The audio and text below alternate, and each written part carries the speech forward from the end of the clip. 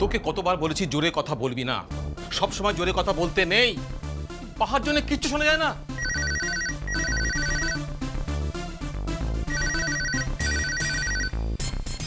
আরে হিরে, মুড লিখে কিছু শোনা যায় লালা, সব তো এখন মুড। আর লিজেরা যখন কীর্তন শোনালাম করে,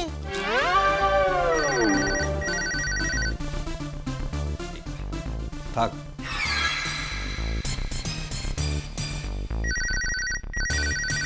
এতক্ষণে যথেষ্ট সময় ছিল দাদা ভাই। সরি।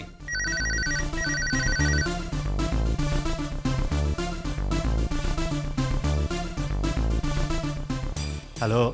হ্যালো, আমি থানা থেকে মিস্টার দে বলছি।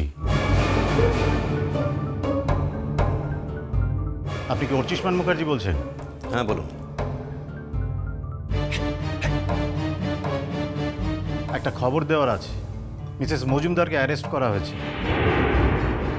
উনি আপাতত আমাদের জিম্মায় আছেন। আপনি একবার এখানে আসতে পারেন?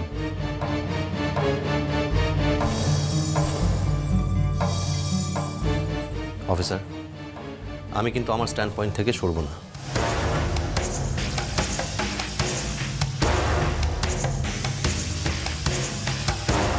ওকে, আপনি যা চাইবেন তাই হবে। অভিযোগ তো আপনি করেছেন। আপনি মিটমাট চাইলে মিটমাট, তদন্ত চাইলে তদন্ত। আমি মিটমাট চাই না, আমি চাই তদন্ত হোক। ঠিক আছে, আপনি আগে একবার এখানে আসুন। ঠিক আছে, আমি আসছি। ধরুন আধ ঘন্টার মধ্যে। ঠিক আছে, থ্যাংক ইউ। ওয়েলকাম। কার ফোন হচ্ছি?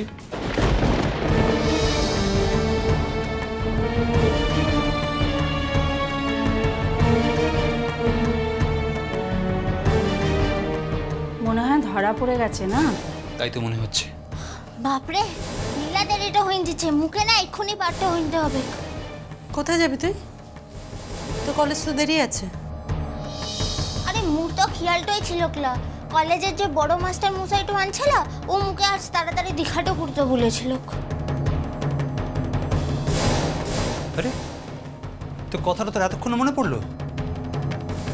আরে হিরে, আর একেবারে সময়টা লাই, মুখে এক্ষুনি বাট্টা হইতে হবে। আসছে খে, আসছে আসছে।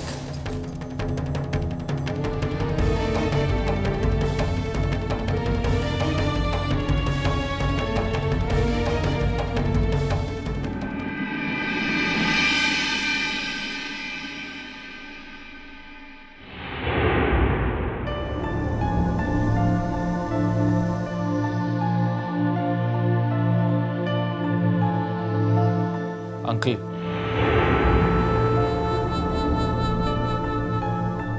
দেখুন এইভাবে হাত পা গুটিয়ে অনির্দিষ্টকাল যদি বসে থাকেন তাহলে কিন্তু ওনাকে খুঁজে পাওয়াটা খুব মুশকিল হয়ে যাবে। তোমার কি মনে হয় ধ্রুব, ওই মানুষটাকে খুঁজে না পেলে আমার জীবনে মারাত্মক কোনো ক্ষতি হয়ে যাবে?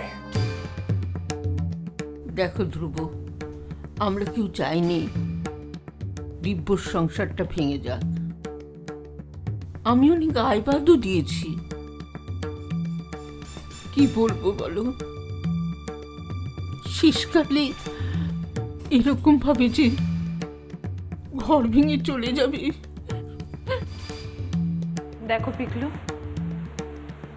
বৌদি যতদিন বাড়িতে না ফেরে, যতদিন বৌদির খোঁজ না পাওয়া যায় ততদিনই ভালো। আমার তো ভয় করছে যে বৌদির খোঁজ পাওয়া গেলে বৌদিকে থানায় না। এতে তো ভয়ের কিছু নেই পিসিমণি। আমি জানি, তুমি জানো, আমরা সবাই জানি আজ নয় কাল মা ধরা পড়বেই।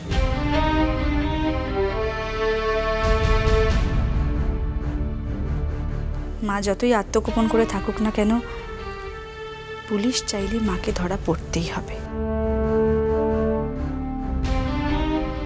আর ধরা পড়লে কেসও শুরু হবে। কিন্তু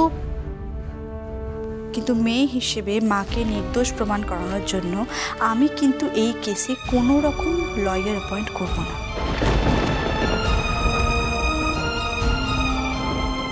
সেক্ষেত্রে মার পাওনার শাস্তি মা পাবে।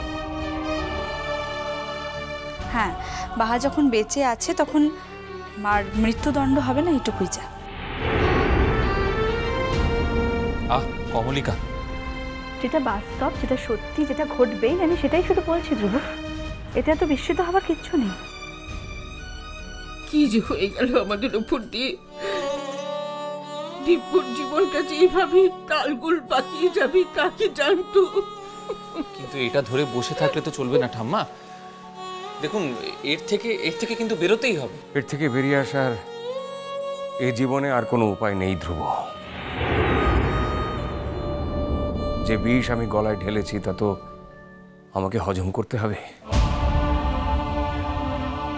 দেখো, আমার কি মনে হয় জানো, যে ঘটনা বাহার জীবনে ঘটেছে সেটা একদিন আমার জীবনেও ঘটতে পারে। দিব্যু, কি বলছো তুমি দাদা? এমন কথা কেউ বলে? তোদের মানসিকভাবে প্রস্তুত থাকা উচিত জয়া।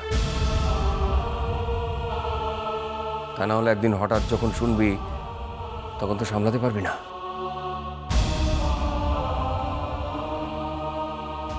প্লিজ আন্টি, প্লিজ আপনি এইভাবে বলবেন না। আন্টি যত খারাপ কাজই করে থাকুন না কেন, আন্টি এই কাজটা কখনোই করতে পারেন না। মানে এটা করা সম্ভব না ওনার পক্ষে।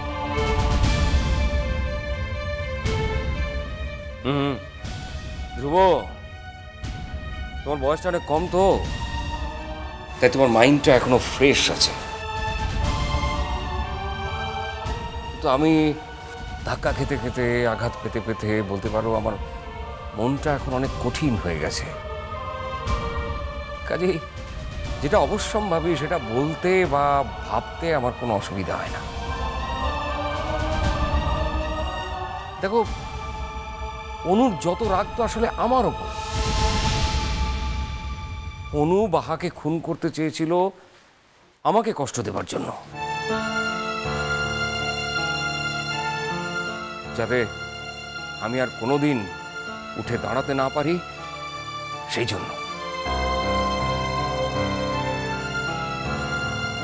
তা যখন হলো না, আর ভবিষ্যতেও যখন বাহাকে তেমন কিছু আর করে উঠতে পারবে না, তখন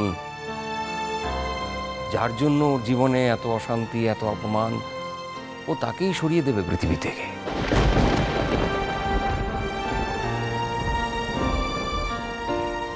আর এটা তো সত্যি যে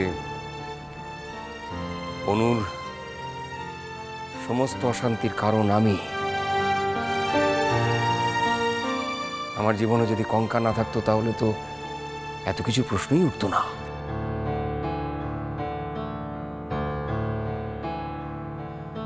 দেখো, আমি ধরেই নিয়েছি যে ও জেলে যাবে, কয়েক বছর জেল খাটবে, তারপরে বাড়ি চলে আসবে।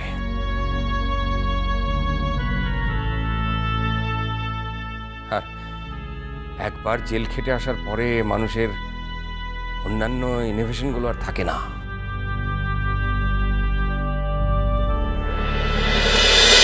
মিষ্টি কুটু মিষ্টি কুটু মিষ্টি কুটু।